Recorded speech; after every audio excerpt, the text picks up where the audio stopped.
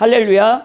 오늘 우리 사도행전 24장 1절에서부터 23절 말씀은 바울이 이 광신적인 유대인들과 이제 신앙의 갈등, 그 마찰로 인해서 무고한 체포를 당한 직후에 몇 차례에 걸쳐서 예수 그리스도의 복음과 이를 전하는 자신의 사역의 정당성을 변론하는 내용입니다.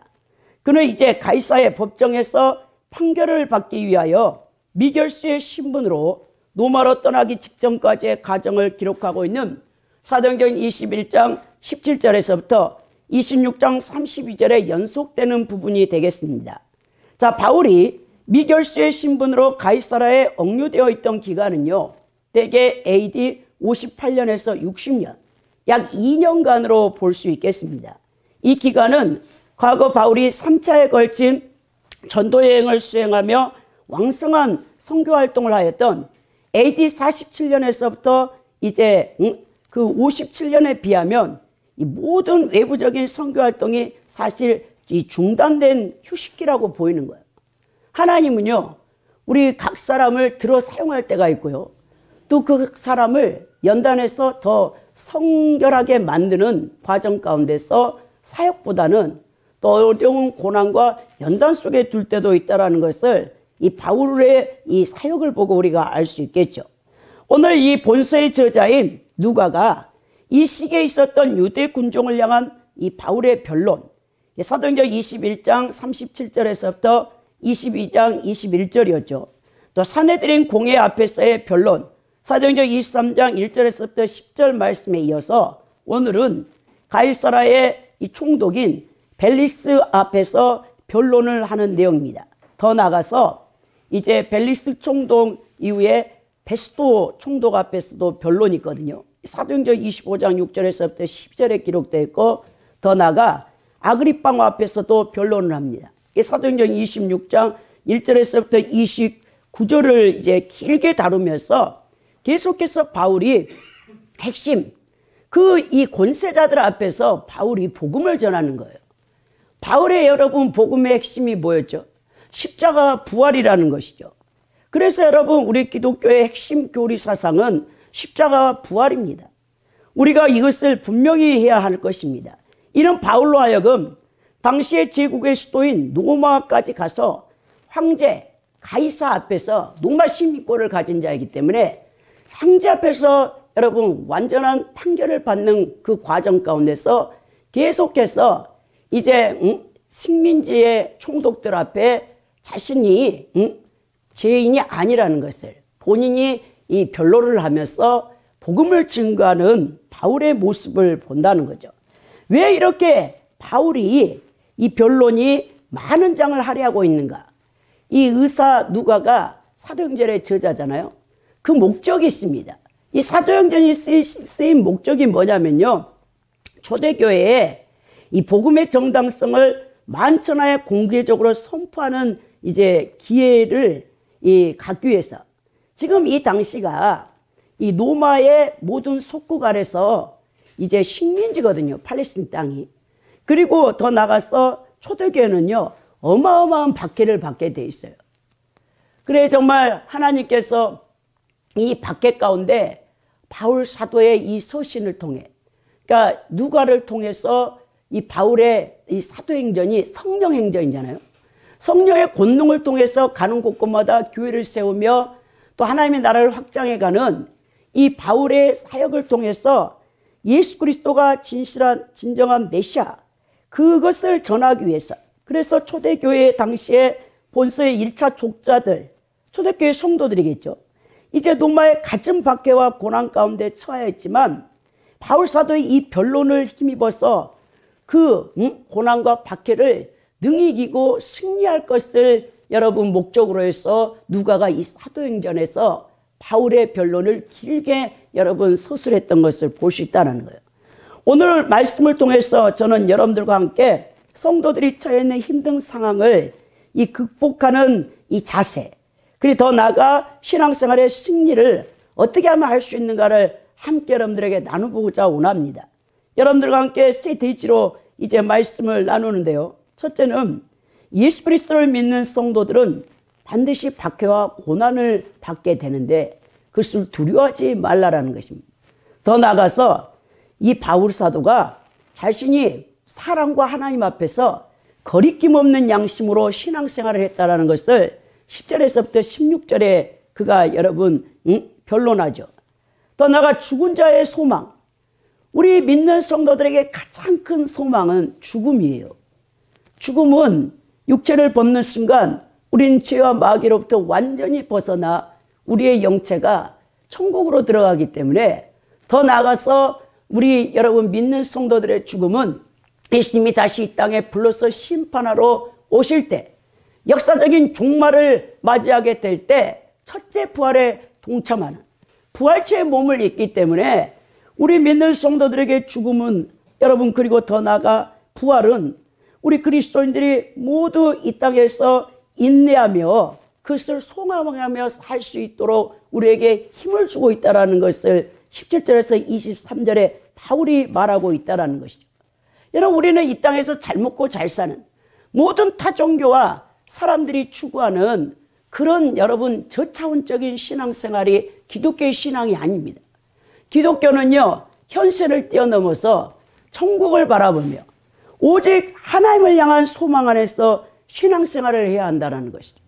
오늘 우리의 말씀의 제목이 하나님을 향한 소망 안에서 신앙생활을 하라는 그 뜻이 아닙니까?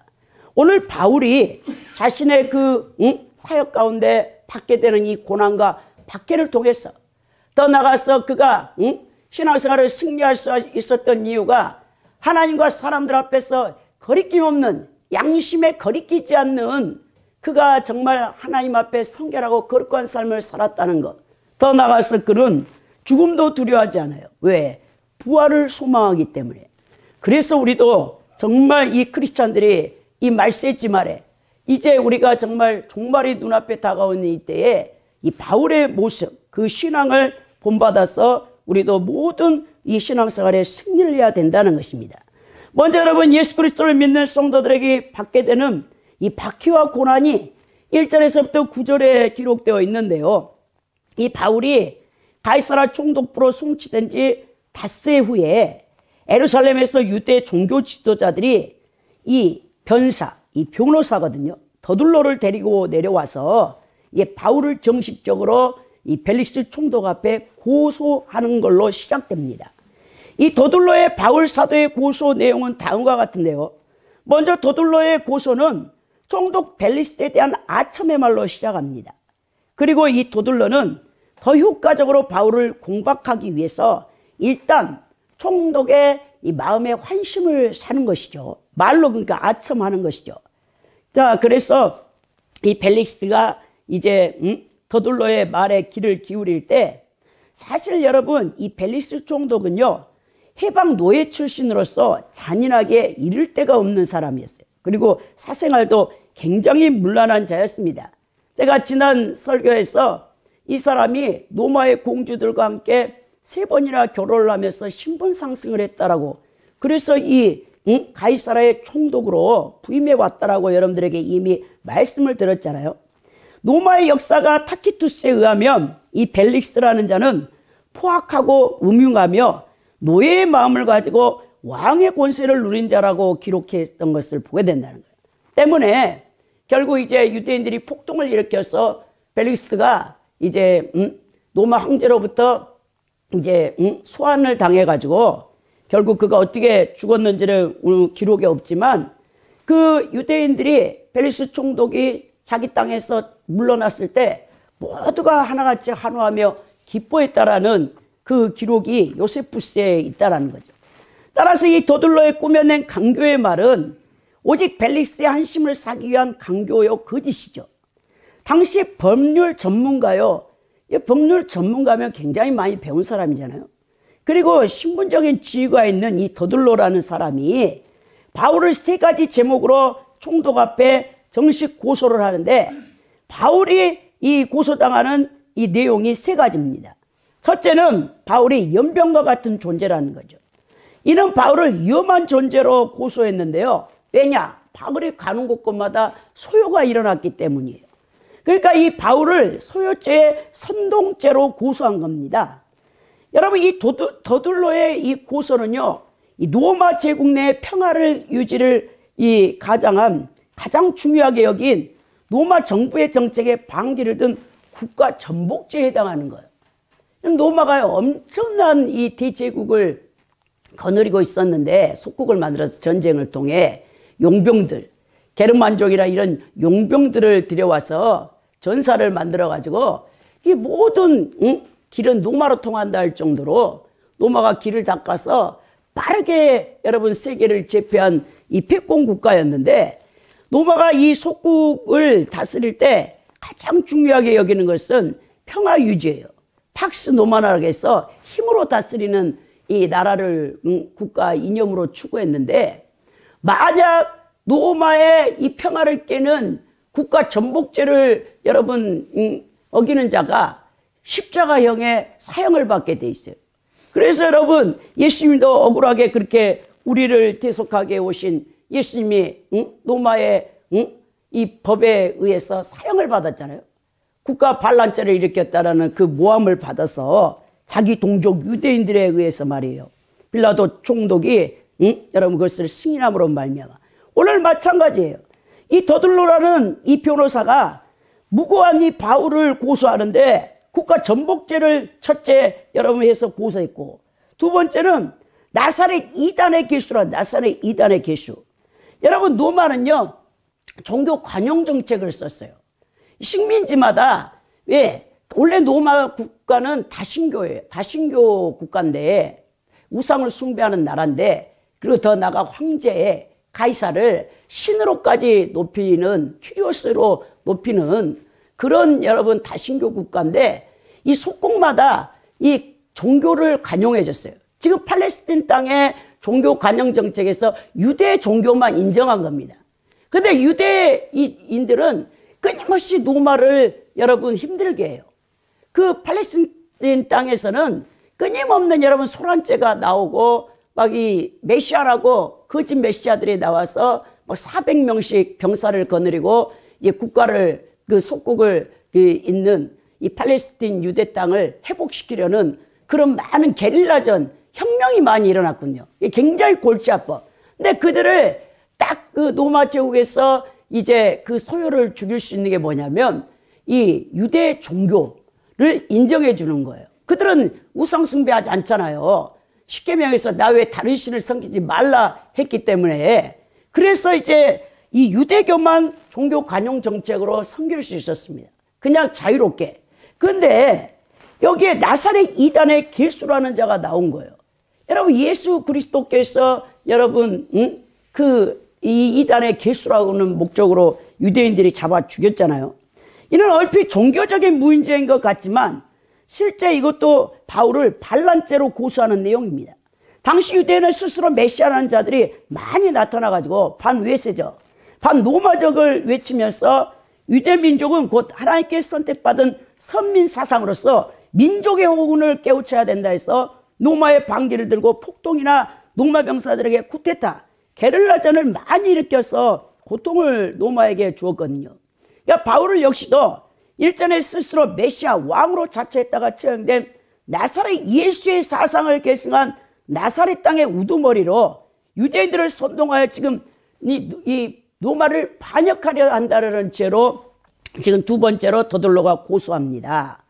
그리고 이제 셋째는 무엇이냐? 더들로는 바울이 성전을 더럽혔다고 했어요. 이는 로마법이 아니라 유대법의 사형에 해당하는 종교 여러분 제목이거든요. 당시 로마는 제국 내 속국에 종교의 자유를 주면서 종교 관용 정책을 피면서 로마 정부는 유대인과의 율법 관계에 대한 일이라면 되도록 관여하지 않으려고 했습니다. 이 종교적인 문제로 유대인들이 사형 판결을 내리면 그냥 인준해 주는 거예요.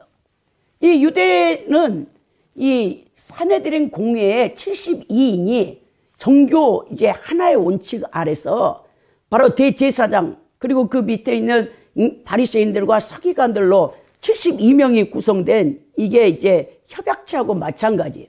그래서 그 사내들인 공의에서 만약에 종교 이 재판을 내서 사형을 언도하면 로마에서는 그냥 그것을 묵인해 줬단 말이에요. 그래서 이 지금 지혜를 이제 유대인법의 사형에 해당하는 예루살렘 성전을 모독했다라고 이제 여러분 이 고소를 하는 것이죠. 그러니까 지금 바울은 로마법이나 유대법에 사형에 접촉된 중범죄자가 이제 되어져서 고소를 당하는 것이죠. 그래서 5절에 보면 우리가 보니 이 사람은 연병이라 천하에 퍼진 유대인들을 다 소욕케 하는 자요 나사렛 이단이라라고 지금 여러분 말하는 거죠. 여기서 연병이 뭡니까? 여러분 연병 한번 걸려보셨습니까? 연병이라는 것은 여러분 언어에 보면 이건 페스트와 같은 거예요. 페스트. 중세에 페스트가 여러분 전염병이 퍼져서 유럽에 3분의 1이 죽었거든요. 왜냐하면 이 몽골 제국이 칭기스칸이 온 나라가 여러분 그 노마까지 다 지배하면서 여러분 그 중세를 다 이제 또 지배하면서 여러분 전염병이 퍼뜨려요. 이 페스트는요 쥐가 옮기는 들쥐가 옮기는 죄잖아요. 역사에 보면 막 사람이 까맣게 다 머리에서 발끝까지 피부가 변해서 고열에 시달리다가 죽는 이 페스트가 연병인데요.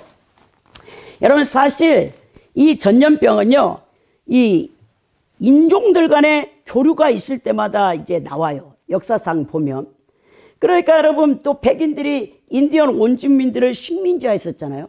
제1차 제국주의 로마 가톨릭 교회의 이제 수장으로 있었던 스페인과 포르투갈이 이 1492년 콜럼버스에게 여러분 이제 그 배를 만들게 해가지고 탐험하게 해서 남아메리카를 발견하고 계속해서 이제 식민지를 확장해 가면서 싼 재료와 자원을 가져와서 귀족들과 왕이 부를 누리기 위한 거잖아요. 그때도 여러분 이 백인과 원주민 간의 접촉을 통해서 굉장한 전염병으로 죽임을 당합니다. 전염병이 창궐해지는 것을 볼 수 있죠. 우리도 사실 우한 폐렴, 우리가 코로나19라고 하지만 사실 중국의 우한이라는 지역에서 여러분 그 박쥐를 통해서 그 코로나 바이러스가 의해서 요즘은 더 심하죠. 예전에는 여러분 교통이 발달되지 않고 이 나라끼리 교류, 인종끼리 교류하기가 쉽지 않았는데 지금은 전 세계가 글로벌 시대잖아요. 비행기 뭐 타면 하루 만에 미국 가고 24시간 뭐 또 남미 같은 데는 더 많이 걸리겠지만 다 그렇게 막 여행을 다니면서 인종 간의 교류를 통하니까 순식간에 우리 2019년에 여러분 우한폐렴이 전 세계를 강타해버리잖아요. 지금 이제 환경지향으로 더 강력한 지금 여러분 북극이나 남미에서 영구 동토증이 녹아내리면서 그 얼어있던 바이러스들이 탄저병 같은 것들이 인간에게 동물에게 어마어마한 해를 줄 수 있는 그 전 인류를 막 3분의 1을 죽일 수 있는 그런 균들이 이제 여러분 그 영구 동토증에 갇혀있던 것들이 여러분 이제 살아나요. 그것들이 다 바이러스가 활성화돼요. 숙주를 만나면 인간이나 동물에게 들어오면 그걸 전염하게 하는 거죠. 여러분 요한계시록에 보면 3분의 1 환경지향을 맞게 되잖아요. 그러니까 엄청난 우리는 앞으로 이 세상의 사람들은 점점 좋아질 거라 여러분 그런 여러분 낙관주의는 이제 없습니다. 하나님 예수님이 이제 이 땅에 심판해 주러 오실 날이 너무나 여러분 가깝게 왔어요. 어떻게 아냐고요? 시대 징조를 통해서도 알지만 인간의 윤리와 도덕이 땅에 떨어질 때 우리 하나님께서는 노아의 홍수 때도 여러분 인간이 짐승이 되어졌다. 짐승이 되어져 식욕과 성욕밖에 남지 않았어요. 근데 우리가 1960년 이후로부터 포스트 모더니즘의 이 사조가 세상의 풍조가 여러분 교회 안에 다 들어왔어. 그리고 성도들 주의 종들 안에 세속화가 가득 차 있어. 우리 하나님께서 이제는 고난, 인간이 살 수 없는 환경과 질병과 여러분 경제의 난을 통해서 전쟁을 통해서 이제 인간들을 선별하는 거죠. 잠자고 있는 크리스찬이라 하면서도 신앙이 약화되어 있는 자들을 깨우기 위해서 이제는 고난으로 이제 무르익어가는 시대가 오기 때문에 여러분들이 앞으로 이 세상이 좋아 살기 좋아 그런 말을 해서는 안 된다는 거죠. 앞으로 우리 크리스찬들이 받아야 될 이 고난과 박해는요 초대교회 성도들이 300년 동안 313년에 콘스탄티누스 황제에 의해서 종교 관영 정책을 통해서 여러분 그리스도교도 유대와 같이 인정을 받고, 더 나아가 392년에 데오도시우스에 의해서 로마의 국교가 되기까지 거의 250년에서 300년 동안 엄청난 박해의 순교를 피를 뿌린 거 아닙니까? 초대교회사를 보면 여러분들이 성지순례 가면 카타쿰, 더 나아가서 여러분 콜로세움 원형 경기장에 그리스도인들이 피를 뿌렸다는 거죠. 네로 같은 로마의 황제에 의해서 여러분 기독교인들을 잡아다가 그 밤에 기독교인의 몸에다가 불을 질러서 횃불을 밝혔다라는 여러분 교회사를 보면 정말 비참합니다. 그래서 히브리서 11장에 믿음장에 있는 거예요. 더 나은 부활을 위해서 어떤 여자들은 톡을 해서 살았고, 어떤 사람은 허리가 통나무에서 켜 죽었고, 그 여러분 믿음장을 여러분들이 붙들어야 될 지금 시대가 다가오고 있다는 것이요. 오늘 나사렛 예수의 계수라, 그러면서 지금 이 무고한 죄를 바울 사도에게 씌우면서, 또 더 나아가 6절에 유대인의 성전을 더럽혔다라고 이제 유대교의 사형에 해당하는 이 종교법에 의해서 바울이 이제 꼼짝달싹도 못하게 했다는 거죠. 오늘 이 더들로라는 이 변호사가 왜 이렇게 무고한 바울 사도를 고소했는가? 그 원인을 살펴보면요, 그는요 불의한 싹스를 사랑했던 자입니다. 여러분, 불의한 싹스를 사랑하면 영원한 멸망의 시작이에요. 당시 더들로는 법률 전문가로서 대단히 고귀한 신분의 사람이고 사회적 지위가 있던 사람이에요. 그런데 돈 때문에 무고한 바울을 벨리스 총독에게 거짓 고소를 하는 거예요. 돈을 사랑하는 것은 무서운 일입니다. 사회적으로 높은 지위에 있던 고결한 사람들이 돈 때문에 하루아침에 평생에 쌓아온 자신의 명예와 지위와 체면을 먹칠하며 손가락질 받는 일이 비일비재합니다. 여러분, 대통령, 정치인, 교수, 의사, 판사, 검사, 변호사, 또 교사, 연예인, 공직자, 사업가, 종교 지도자들, 돈을 사랑하여 다른 사람을 억울하게 하는 거짓 위증을 하는 자들은 반드시 불명예를 당하게 돼 있어요. 성경에도요 그런 자가 수많은 사람이 기록되어 있는데요, 자, 하나님의 계시를 받던 우리 민수기에 누가 나옵니까? 발람이라는 이 선지자가 나와요. 여호수아 군대의 칼에 처참하게 죽었죠. 민수기 24장에 바알보올 사건에 깨를 냈던 장본인인데 모압 왕 발락의 돈 때문에 그의 귀한 선지자 직책 직분을 싸구려 돈으로 팔아버려 하나님의 선민, 하나님이 선택한 백성들을 저주하게 하려고 이 발락 왕이 모압의 왕인데 자기 나라를 거쳐서 가나안 땅으로 가겠다니까 그걸 막으려고 발람 선지자를 돈을 많이 줘가지고 부르는 거죠. 이 어리석은 발람 선지자가 처음에 하나님이 가지 마라, 내가 사랑하는 나의 백성들이다 라고 이스라엘 백성들을 축복했다라고 얘기하는데, 더 많은 돈을 신하들에게, 더 높은 지위를 갖고 있는 그 모압의 귀족들이 오니까 마음이 이제 흔들렸어. 그래가지고 그러면 내가 섬기는 하나님 앞에 기도를 해보겠다. 또 기도를 해보니까 하나님이 가라. 왜? 하나님이 가지 말라고 했는데 불순종하면 하나님이 이제 죽이려고 가라고 했어. 그러니까 이제 따라가는데 나귀를 타고 가잖아요. 근데 갑자기 나귀가 이놈이 담벼락에다가 발람 선지자의 발을 자꾸 부벼대가지고 막 다 다치게 하니까 채찍으로 막 때려. 그랬더니 여러분, 성경에서 가장 정말 여러분 놀라운 일인데요, 이 나귀가 입을 열어요. 그래가지고 내가 당신을 지금까지 섬겼는데 한 번이라도 당신에게 해코지 한 적이 있었습니까? 그런데 왜 나를 때리냐고. 그러니까는 발람 선지자가 자기가 타고 있던 나귀에게 하는 말이, 그래 네가 지금까지 나한테 이 해를 입힌 적이 없었지. 근데 오늘은 왜 내 발을 담벼락에 갖다가 부벼대서 내 다리를 다 상처를 내게 하느냐 그랬더니, 한 발만 더 갔으면 여호와의 사자가 칼을 갖고 있었거든요. 여러분, 돌에 눈이 먼 발람 선지자, 하나님의 계시를 받은 선지자는 눈이 멀어가지고 자기가 죽는 날을 모르는데, 그 무식하고 그 이성도 없는 나귀 한 마리는 하나님의 이 눈을 열어주니까 우리 주위에 한 발만 더 가면 이 하나님의 사자, 천사 앞에 목이 달아나겠구나, 그걸 알고 그 나귀가 보호를 해줬다니까요. 그 발람 선지자가 그런 깨를 냈다가 결국 여호수아와 군대에 의해서 처참하게 죽임을 당합니다. 더 나아가서라면 어렵게 가나안 땅을 밟은 아간을 보십시오. 아간. 하나님의 헤렘 전쟁. 절대로 하나님께서 명하신 여리고성, 여러분 여리고 족속을 멸할 때 그 물건을 취하면 안 돼요. 하나님 말하는 헤렘 전쟁은 진멸 전쟁입니다. 그 어떤 것도 전리품을 개인이 가져서는 안 됩니다. 하나님의 거룩한 성전에 금은 동은 불에 태워서 성결을 상징하거든요. 그리고 하나님 성전에 갖다 놔야 되고 물로서 씻어서 해야 될 것은 그것을 씻어서 하나님 성전에 가져다 드려야 되는데 이 아간이 금덩이 한 덩이하고 신할 외투, 그 당시 최고의 고급 옷이 오늘날 모피 옷 같은 신할 외투였어요. 그걸 몰래 가져다가 자기 장막에다 감췄죠.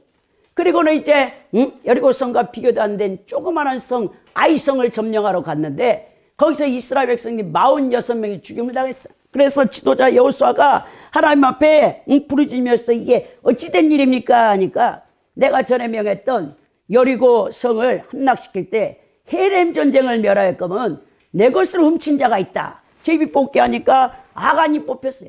그래 아간이 어떻게 됐습니까? 흰놈 골짜기에서 자기 자신뿐만 아니라 자기 가족, 자기 자식, 자기 일가 친척, 가문 전체가 여러분 진멸을 당했어요. 돌에 맞아 죽임을 당한 사건을 볼 수 있습니다. 더 나아가서 여러분 열왕기하에 하나님이 북이스라엘의 최고 선지자인 엘리사 선지자의 여러분 그 종이 있어요. 늘 물을 떠다가 선지자를 섬기는 종이 게하시가 그 당시에 아람 군대 장관 나아만이 문둥병에 걸렸어. 나병에 걸려가지고 자기 나라에서는 고칠 방법이 없는데 전에 북이스라엘을 침략했다가 여러분 계집종 하나를 잡아왔는데 자기 아내의 몸종인데 그 계집종이 하는 말이 우리나라의 최고 선지자인 엘리사 선지자가 있는데 거기 가면 우리 장군님이 나을지 모르겠다 했어요. 그래서 이제 여러분 왕의 친필을 가지고 아람 왕의 친필을 가지고 금은보화를 다 싸들고 이제 엘리사 선지자를 찾아갑니다. 그래서 갔더니 문도 안 열어. 그러면서 하는 말이 요단강에 가서 7번 몸을 담그라 해라 게하시한테 명하니까 이 아람 군대 장관인 이제 나아만이 화가 났어요. 그러면서 그거를 거절하려고 했는데 신하들이 아이고 장군님 이보다 더한 것도 우리가 할 판국인데 그 7번 요단강에 담그라는데 그걸 못하겠습니까? 그걸 7번 진짜 담갔더니 어린아이 피부같이 되어졌잖아요. 너무 기뻐가지고 자기가 가져온 모든 금은보화를 이제 엘리사 선지자에게 드리려고 했더니 엘리사가 안 받는데 게하시에게 명해서 내가 지금 그 돈을 받을 때냐 돈을 취할 때냐 그랬어. 왜? 지금 우리나라가 국가적인 위기에 처해 있는데 적군의 불록 장군이 와서 하나님의 은총으로 병이 나았지만 내가 그 돈을 취할 수가 없다라고 돌려보내라 했더니 게하시가 너무 아까운 거야. 그래가지고 선지자가 방에 가만히 있을 때 몰래 달려 쫓아가는 거죠. 그러면서 장군님 기다리십시오. 그래. 장군이 가다가 무슨 일이니까 아이고 우리 엘리사 선지자께서 운영하시는 이 선지학교가 있는데 선지생도들이 왔는데 먹을 것을 대접할 것이 없고 그거를 해야 됩니다. 그랬더니 그러냐고. 그래서 여러분 그 게하시가 몰래 옷하고 금덩어리를 받아다가 딱 오는데 엘리사 선지자가요 방 안에만 있어도요 세계가 어떻게 돌아가는가 다 보는 사람이야. 적군의 아람 왕이 무슨 말을 하고 있는가를 다 알 정도로 그런 신령한 하나님의 종이었잖아요. 그 딱 하더니 너 어디 갔다 오냐 하니까 어디 안 갔다 온다. 네가 지금 적군의 나만 장군의 그 금품을 취해가지고 그렇게 저주를 하니까 게하시가 그 나만 장군에게 있었던 여러분 그 문둥병이 나병이 게하시를 여러분 다 덮어버린 거 아닙니까? 여러분 그런 이렇게 돈 때문에 잘못된 자들 우리 사도행전 6장에서도 초대교회에 아나니아 삽비라 부부를 보십시오. 하나님 그 바나바라는 신실한 성도가 자기의 논밭을 다 팔아다가 사도들 발 앞에 놓아서 가부들과 가난한 자 고아들 도와달라고 노니까 초대교회 에루살렘 교회 성도들이 바나바를 막 칭송하니까 거기서 시기 질투가 나가지고 아나니아 삽비라가 자기들도 자기 재산을 땅을 팔아갖고 갖고 오다가 이게 다 드리려고 했어. 근데 갑자기 아까운 생각이 들어. 일부러 감췄어. 그리고 먼저 남편인 여러분 아나니아가 가니까 베드로 사도가 얼마나 성령 충만합니까? 딱 갖다 발 앞에 놓으니까 네 땅을 판 게 이것이 전부냐? 그러니까 아 전부라고 거짓말하니까 네가 어찌 성령을 속이려냐고 그 자리에서 죽었잖아요. 그래서 급사해가지고 지금 둘둘둘 말아가지고 그 장례 치르러 가는데 또 삽비라가 달려오니까 삽비라야 이 네가 가져온 게 네 남편이 가져온 게 전부냐니까 삽비라가 또 거짓말하잖아. 그래서 네가 아까 나갈 때 그 두루마리 멍석에 갖고 간 시체가 누군지 아냐? 네 남편이다 하고 삽비라도 죽는 거예요. 여러분 사람은요 너무 간사해. 마음이요.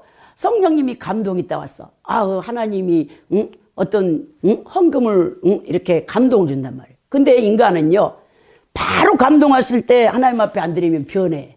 그래가지고 여기서 일부만 드릴까? 그 다음에 자꾸 하나님하고 딜을 해. 그 여러분 헌금을 하나님 받지 않습니다. 하나님은요 뭔가 없어서 여러분들에게 헌금을 요구하는 게 아니에요. 하나님께서 여러분들에게 감동을 주는 것은 여러분을 축복하기 위한 것이라는 사실을 아시기 바랍니다. 자, 그래서 여러분 이렇게 불의한 삭슬 사랑한 자는 돈 때문에 다 죽었어요.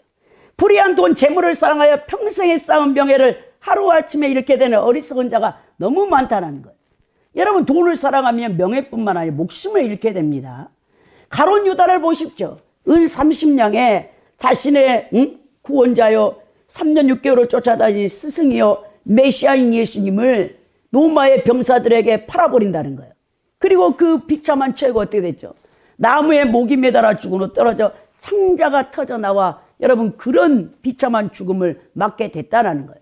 여러분 한순간에 돈에 대한 탐욕과 사랑 때문에 남을 억울하게 하고 다른 사람을 고통 속에 빠뜨리고 죽게 만든 죄를 어찌 감당할 수 있겠습니까? 여러분 그래서 절대로 불의한 재물을 사랑하지 마시기 바랍니다. 이 세상에서 돈 때문에 모든 것을 잃어버리고 영혼력이 파멸되어 지옥 가는 사람들이 너무 많다는 거예요. 그래서 여러분들은 말세가 가까울수록 돈에 대한 탐욕을 버려야 된다는 거죠. 여러분 오늘 이 말씀에서 여러분 바울 사도가 연병을 여러분 전염병을 일으키는 자라고 했는데 이 말씀을 또 제가 깨닫는 것은 바울 사도 같은 사람이 있으면 하나님이 얼마나 기뻐할까? 크리스찬들 가운데 성도는요 다른 사람들에게 강력한 영향력을 끼칠 수 있는 사람이 돼야 된단 말입니다. 여러분들 우리가 왜 이렇게 어정쩡하게 살고 있죠? 내 안에 하나님이 거하고 계시는데 여러분 성령님이 내 안에 계시는데 내 주에 계시는데도 우리가 왜 이렇게 힘없는 신앙생활을 하고 있느냐는 거죠. 사랑하는 성도 여러분, 우리 예수님께서 여러분들을 뭐라 했습니까? 여러분들은 빛과 소금의 역할을 감당하라 했다는 바울이 가는 곳곳마다 복음을 전파할 때 에베소서에는 마술사들이 여러분 5만 권의 그 마술에 관련된 책자를 다 태웠죠. 그만큼 바울의 영향력은 대단했다는 거예요. 우상들이 다 척결되고 악한 영이 떠나가고 죽은 자가 살아나고 각색 병든 자가 고침을 받고 오늘 우리도 이와 마찬가지로 우리 성도들이 가는 곳곳마다 어둠이 물러가고 빛이신 하나님이 임재해 계시는 곳, 여러분들의 가정, 여러분들의 직장, 여러분들이 발 딛는 곳마다 그리고 치유와 회개의 역사 또 그리고 여러분 회복의 역사가 나타나야 된다는 거예요. 여러분 이 대한민국 왜 이렇게 어둡습니까?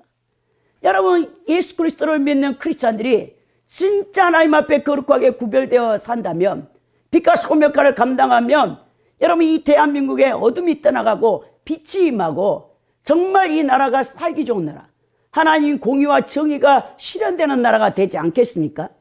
그런데 기독교인들이 거룩하게 구별되어 살지 않는다는 거예요. 3% 소금물이 바다를 정화시키는 역할을 해요. 그러면 이 대한민국에 물론 코로나 시대에 여러분 800명, 600명으로 크리스찬이 줄었다고 하지만 진짜 600만 명이 하나님 앞에 구별된 거룩한 성도라면 이 대한민국은 뒤집어집니다.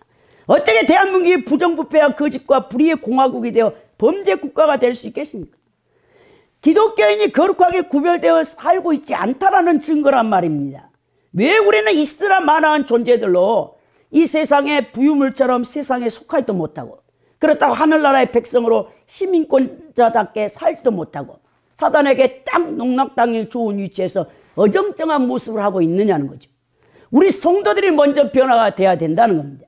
하나님의 말씀에 합당하게 살고 정말 예수 그리스도와 같이 성육신적인 모습으로 우리가 살아야 된다는 거예요. 큰 것부터 하려고 하지 말고 그러다 쓰러지지 말고 아주 작은 것부터 하나님의 말씀 앞에 순종하는 법을 배워야 된다는 겁니다. 제가요 이 북한 교회사를 배웠거든요. 근데 북한 교회사를 통해서 너무나 감동을 받는 내용이 뭐냐면요, 김일성이가 1991년에 죽었잖아요, 갑자기. 근데 그때 이제 북한이 모든 체제가 무너지면서 여러분 고난행군이라는 그 시기에 접어들어서 5년 동안 여러분 1991년부터 95년까지 300만 명이 굶주려 죽은 역사적인 현실이 있거든요.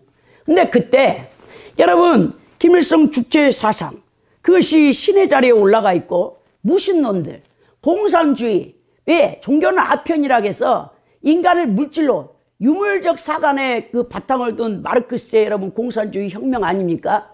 그래서 그것을 정치 이념으로 받아들인 그 북한의 김일성과 그 3대 독재 체제 아래서 그 많은 사람이 죽을 때 그리고 기독교인들을 모두 죽였거든요. 숙청했거든요.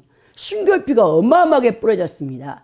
1907년 장대영 교회부터 평양 대부흥이 시작되어서 사실 북한 쪽에 서북 여러분 그쪽에 굉장한 교회가 세워졌어요. 6.25 전쟁 여러분 전에 여러분 북한에 3,000교회 이상이 큰 교회들이 다 거기 있었고 남한에는 교회가 별로 없었어요. 그래서 여러분 최초에 남한에 세워진 교회가 부산의 초량교회라는 곳이 있거든요.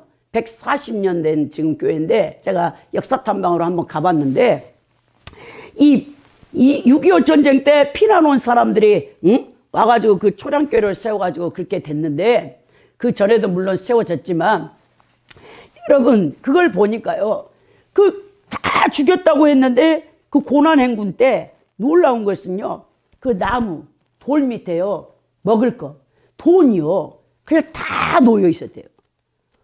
그 기록을 보았을 때 이게 뭡니까? 지하교회.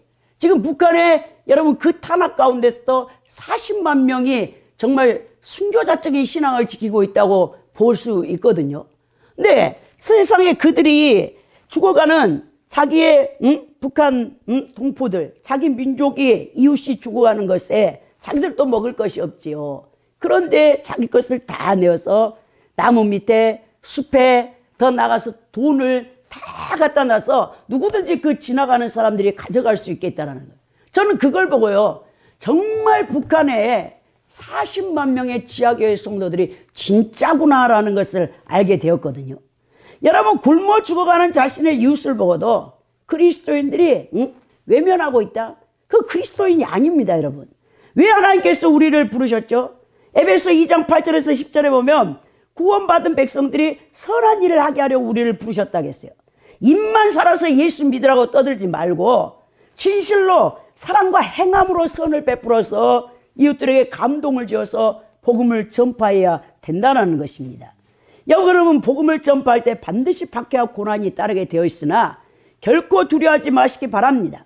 바울 사도처럼 억울하게 고소당하기도 하고 조롱과 멸시와 핍박을 당할 수도 있습니다. 목숨을 위협받을 수도 있어요. 그렇지만 우리는 성령 충만함을 받아서 우리가 선행과 함께 복음을 담대하게 전해야 된다는 거예요. 오늘 바울은요 10절부터 16절에 보면 거리낌 없는 양심으로 신앙생활을 했다라고 고백하고 있죠. 여러분 총독이 바울에게 머리로 끄떡하는 거예요. 자기가 권세자라는 것이죠. 그러면서 변론해봐라. 왜? 이미 서면 진술을 받았어요. 천부장 루시오에 의해서 군사들에게 서면을 받아서 이 바울이라는 사람은 무죄입니다 라는 것을 알고 있거든요. 네 자신이 스스로 네 자신을 변론해봐라 하고 고개를 끄덕이는 겁니다. 그래서 오늘 바울 사도가 당신이 아실 수 있는 바와 같이 11절에 내가 예루살렘에 예배하러 올라온 지가 열이틀밖에 안 되었다는 거예요. 여러분 바울 사도는요 소요를 일으키고 국가를 전복시킬 시기가 없었던 거예요.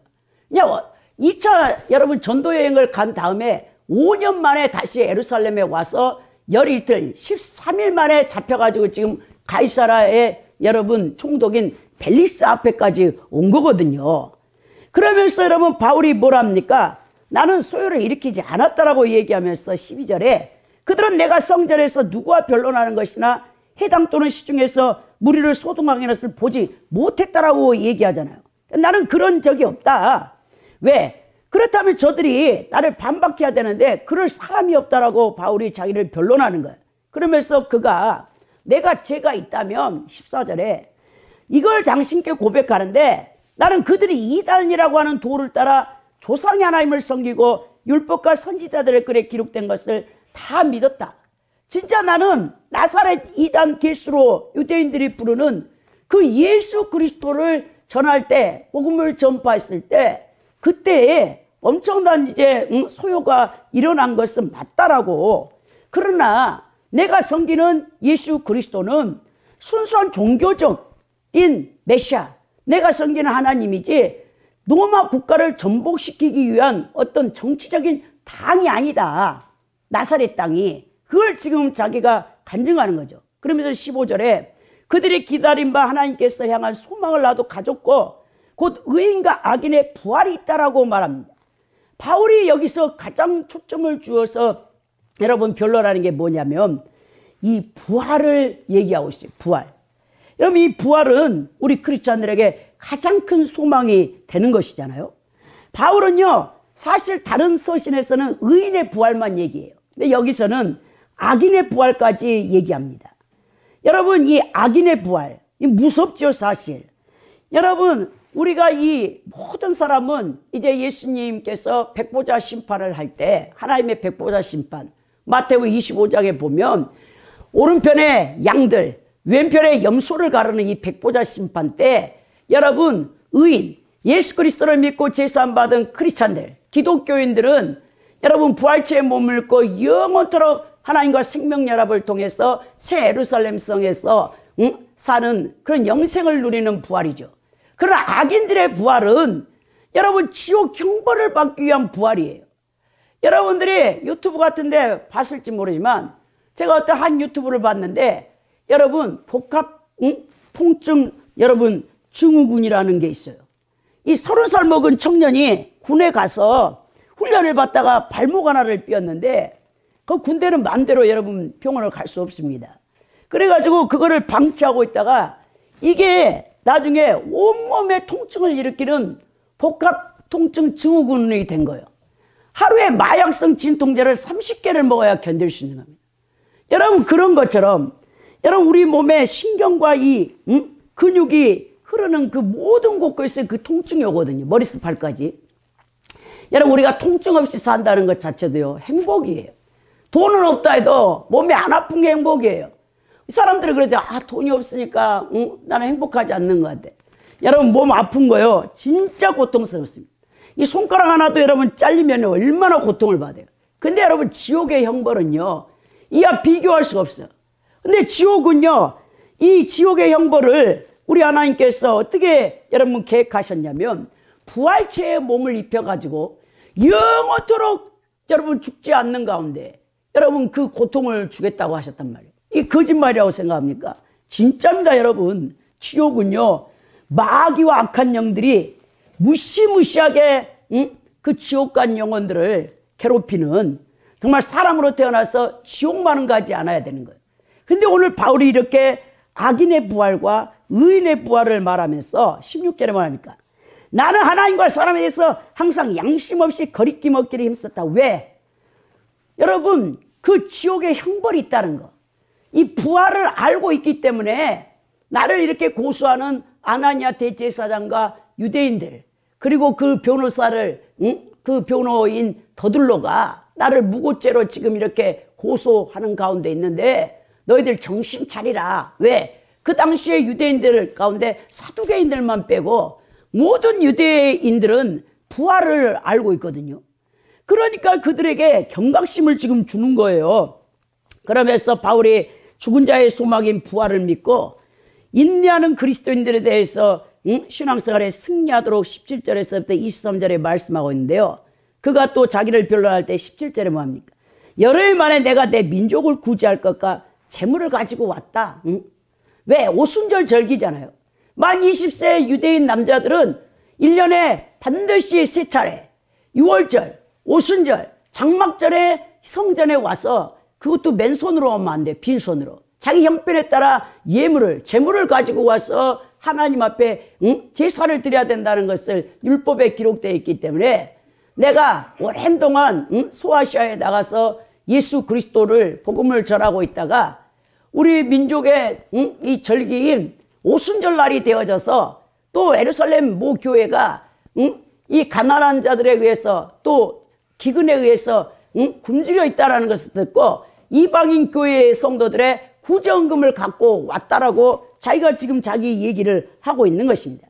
여러분 유대인들은요, 유대인들 탈무드 같은 거 보면요, 유대인들은요 어릴 때부터 부모가요 식탁에 자녀들을 앉혀놓고 반드시 밥을 먹기 전에 구제헌금의 이 그 깡통이 있어요. 그거를 돌립니다. 그래서 자기는 먹는데 먹지 못하는 불쌍한 이웃들을 위해서 그 자녀들에게 그거를 가르쳐요. 그래서 이제 그들이 안식일 날에 성전에 올 때는 해당에 올 때는 어떻게 하냐, 자기가 예물, 하나님 앞에 드릴 예물을 따라 갖고 오고 일주일 동안 자기가 모아온 구제헌금을 가지고 와서 연보기에 넣는 거예요. 이제 헌금은 제사장들 또 성전 유지세로 사용되는 거고, 여러분 구제헌금은 여러분 그 다음에 가난한 자, 고아들, 가부들, 이 사회적인 약자들을 돕는 복지기금으로 쓰였다는 것을 우리가 알 수 있는데요. 자, 자신은 자기 민족이 바울을 죽이려고 하지만 나는 우리 민족이 지금 기근에 처해서 먹지 못하는 것을 불쌍히 여겨서 구제헌금까지 내가 갖고 왔다라고 지금 그 얘기를 하면서 나는 결코 유대인의 전통적인 규례를 무시한 자가 아니라는 것을 지금 여기서 변론합니다. 그러면서 18절에 드리는 중에 내가 결례를 행하였고 모임도 없고 소동도 없이 성전에 있는 것을 그들이 보았나이다. 그러나 아시아로부터 온 어떤 유대인들이 나를 자꾸 고소했다라고 그 얘기를 하는 것입니다. 자기는 그때 여러분 예루살렘 교회에 자기와 같은 사도들이 이제 자꾸 율법을 어긴다라고 하니까 결례를 하라고 해가지고 바울 사도가 머리를 깎았잖아요. 우리 이미 다 살펴본 대로 7일 동안 그 결례를 행하고 내가 성전에 들어가서 결코 내가 소동을 일으키거나 국가를 로마의 제국을 반역하려는 죄를 짓지 않았더라고 낱낱이 지금 여러분 자기의 그 무고함을 변론하는 겁니다. 그러면서 19절에 그들이 만일 내가 지금 하는 말을 반대할 일을 내가 했다면, 그런 사건이 있다면 당신 앞에 와서 지금 고발해야 되는데 고발자가 아무도 없다라고 그 얘기를 하죠. 그러면서 20절에 그렇지 않으면 이 사람들이 내가 공의 앞에 설 때 무슨 옳지 않는 것을 보았는가라고 말해보라고. 이게 다 거짓이고 날조 아니냐라고 바울이 얘기하는 거죠. 그러면서 21절에 오직 내가 그들 가운데서 외치기를 내가 죽은 자의 부활에 대해 오늘 너희 앞에 신문을 받는다고 이 한 소리만 있을 따름이라 라고요. 내가 죄가 있다면 내가 죽은 자의 부활을 얘기했기 때문에 너희들이 나를 고소한 거라는 것이죠. 왜? 사두개인들은 천사도 믿지 않고 영혼도 믿지 않고 부활도 안 믿어요. 그들은. 그러니까 거기 여러분 고소하는 자 중에 산헤드린 공의회에 바리새인들이 많았지만 또 사두개인들도 있었기 때문에 바울이 이렇게 죽은 자에 관한 부활도 인해서 로마 법정에서도 산헤드린 법정에서도 이거 문제가 되지 않는 거 아니냐라고 정확히 말합니다. 왜냐하면 로마 법정에서는요 유대인의 종교적 문제가 소송의 대상이 될 수 없어요. 산헤드린 공회에서도 바울은 많은 사람이 인정하는 바 정통 신앙과 일치했죠. 바리새인들에게 바리새인들은 다 부활을 믿기 때문에 부활을 얘기한 거 아닙니까? 한편 바울이 로마의 황제 앞에서도 재판을 받으러 로마까지 가는데 지금 몇 차례의 자신을 변론을 하는데 각 대상에 맞게끔 바울이요 유효한 이 답을 적정하게 대응하죠. 그러면서 여러분 바울은요 그 자기가 지금 판결을 받는 게 목적이 아니에요. 왜? 하나님께서 예수님이 자기를 사도행전 9장에서 다메섹 도상에 여러분 그 크리스찬들을 잡으러 갔을 때 눈이 멀었잖아요. 부활하신 예수님을 만나갖고 사명을, 소명을 받을 때 너는 이제부터 이방인들에게 복음을 전하는 사도로 부름받았어요. 그렇기 때문에 땅끝까지 복음을 전해야 돼요. 이 사도행전은 사도행전 1장 8절에 오직 성령이 너에게 말씀 너희가 권능을 받고 예루살렘과 온 유대와 사마리아와 땅끝까지로 내 증인이 되리라는 그 말씀을 여러분 이제 유대에 있던 것이 그 다음에 여러분 예루살렘에서 유대에서 사마리아를 넘어서 땅끝까지 가야 돼. 복음이 여기서 땅끝이라고 했을 때는 노마입니다. 그래서 바울은 자기의 사명을 이방인 사도로서 내 생명을 드리리라 할지라도 주님께서 내게 주신 이 사명을 감당하기 위해서 목숨 건 여러분 복음 전파를 가운데 이런 사건들을 만나게 되지만 결코 두려워하지 않습니다. 여러분 마지막 때 백보자 심판 때 서는 성도들 여러분 악인도 부활하게 된다는 사실은요 정말 무서운 거예요. 여러분 우리는 부활하면 성도의 부활만 생각해. 그러나 사실은 악인도 부활하죠. 예수 믿지 않고 제3의 은총을 받지 못한 채 마귀의 종노릇하며 죄만 짓다가 죽은 악인들은 백보자 심판 때 그들도 영벌을 받기 위해서 부활체를 입게 된다는 거예요. 여러분 의인과 악인의 부활은 뚜렷한 차이가 있습니다. 의인의 부활은 영생을 위한 부활인 반면 악인의 부활은 영원한 형벌을 받기 위한 부활체를 입는다는 거예요. 의인에게 부활은 가장 큰 소망이고 축복입니다. 부활체의 몸을 가지고 영원육의 하나님의 생명을 충만하게 누리게 될 때를 보십시오.